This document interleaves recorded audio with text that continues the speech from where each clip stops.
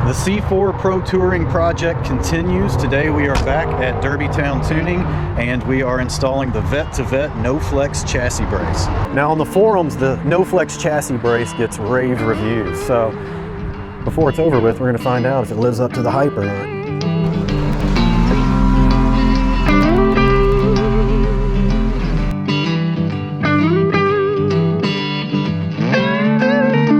So in our last video, we said that the next step in the C4 project was going to be suspension, and it is, but there's no sense in putting suspension on the car if the chassis is going to be fighting against it. So that's what we're doing today with the Vette2Vette No-Flex chassis brace. Extremely late in the game on the C4's development, executives at GM decided that the target top instead of a T-top that the engineers had already engineered for it. So unfortunately, that means that the chassis on the C4 is a little bit wobbly, particularly with the target top out. So to fix that, you need some sort of a chassis brace system. The most common solution is that guys will actually take the X brace off of the convertibles and they'll install them on the coupes. Problem is, this goes underneath your drivetrain and exhaust, and later this is going to have a much bigger exhaust on it, and I don't want to run into any sort of clearance problems. Vette2Vette came out with their No-Flex chassis brace, and it's an extremely simple concept. You have a bracket in the front and a bracket of the rear running along the frame rails. You've got a solid bar in the middle with heim joints that you tighten down, and it puts the frame in compression. Now, the Vette2Vette No-Flex chassis brace comes in any color you want, as long as that color is black. So I took my bars to the powder coaters and had them powder coated to match my calipers on my Willwood brakes. That cost an extra $100 to get both bars powder coated, but worth every penny.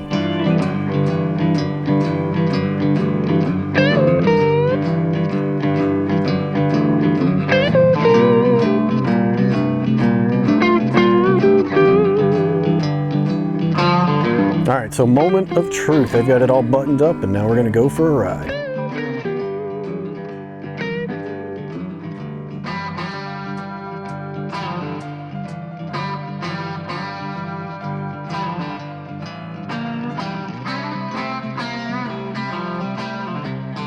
Oh, good God, where'd you come from, man?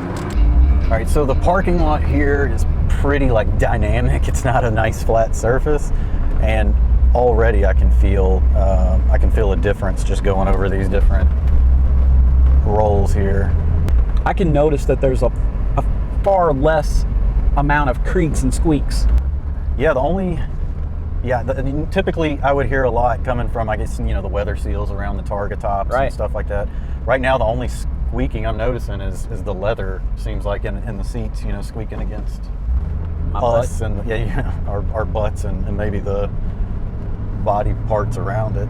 All right, accelerating away, I can already tell it's a little more just planted and solid. The car just feels more solid, less wiggle. I mean, we still have the factory suspension on here, so we're talking about 30-year-old dampers and 30-year-old rubber bushings and all that stuff. Yeah, I mean, going over that right there, the car is just more planted and solid.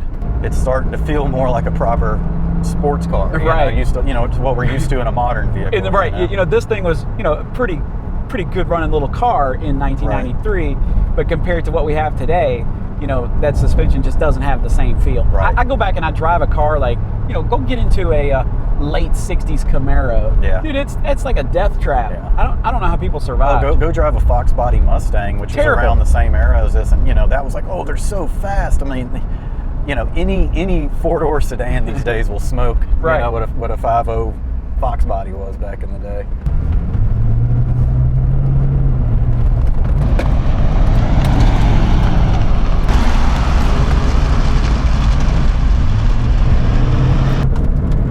Yeah, that's a noticeable difference there. Yeah, I can tell from this scene. I'm not even driving, and I can tell the difference. Yeah, in this car from before. Yeah, again, there was no squeaks and rattles. The car was just solid and planted. I mean, with the wheels and tires and the brakes that we have on this car, it was a huge difference already.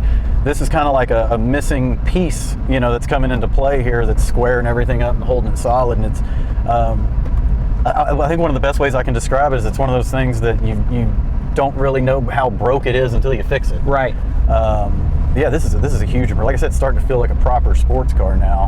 The last thing that we did, like I said, was we put the Willwood big brake kit on, and we put the wheels and new tires and everything. Now, I mean, the price tag for those upgrades was, approaching $10,000. This was $500. And what I'd say about that is, now, the difference that this makes probably isn't as substantial as, you know, those upgrades were all at once, but it's close. So I mean, dollar for dollar, this is probably the best upgrade you could, you know, do in terms of overall performance for the vehicle. Even if you're not planning to do a hardcore performance build on a C4, like I almost feel like this is something you would want to consider. Right. Well, it seems like it would be a great upgrade, right? Yeah, so yeah, why for not sure. do it? Absolutely. And I mean, speaking of the Wheelwood brake package and the wheels and tires that we put on here, go watch that video. I'm going to cover his ugly face for you. Just click right there.